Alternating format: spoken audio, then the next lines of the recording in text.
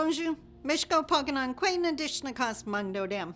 Hi everybody, it's Sandi Boucher here once again with the next step on our 52 steps to reconciliation. If there's one thing people ask me all the time, it's for recommendations. Is there a book out there I can read, or a video I can watch, or a speaker that I can follow that's going to help me understand this? So I have some suggestions for you today. If you want to understand more about the challenges Indigenous people face, and yes, even reconciliation, you need to follow Pam Palmater.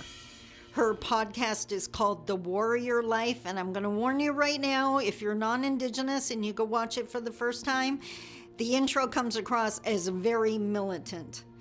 Pam is a well-educated professor at Ryerson University. She's a lawyer, she's Mi'kmaq from the East Coast, and she's very passionate about changing this relationship. So don't let it intimidate you. It is definitely worth watching. She even went as far as creating a 10-book reconciliation book club. And she had I was just in awe of her when she announced that most of the books were open source, that you could just get them free on the internet, because she didn't want finances to stop someone from being able to learn. That's my idea of an amazing leader. One of the other suggestions I would love you to go get is Thomas King's book, The Inconvenient Indian. That ties into what we were talking about last week when I asked you to look around and see if there were any Indigenous people in your area. I have an image I want to show you, and we're going to bring to mind those resource projects again. So check out this image. It illustrates relationships being built between mainstream and First Nations communities. But I want to point out a few things to you. In this image, you notice the bridge is green.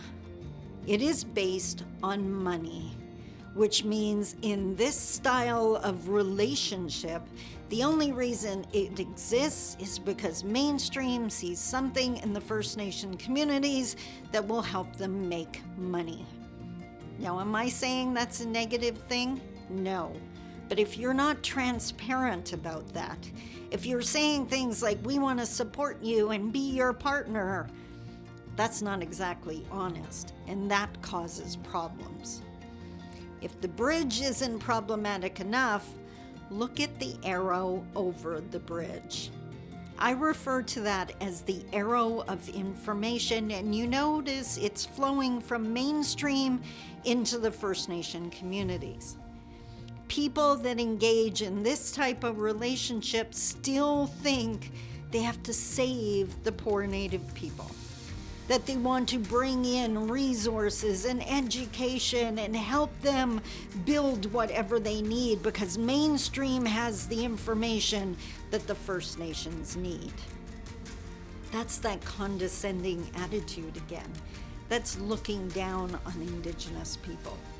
And we need to change this. Now, next week, I'm going to show a different image to you. My idea of what the relationship will change to you if we master this reconciliation stuff. So please stick around, come back next week to make sure that you see that video. And as always, if you have questions, I'm just an email away. Until next week, take care. Bye-bye.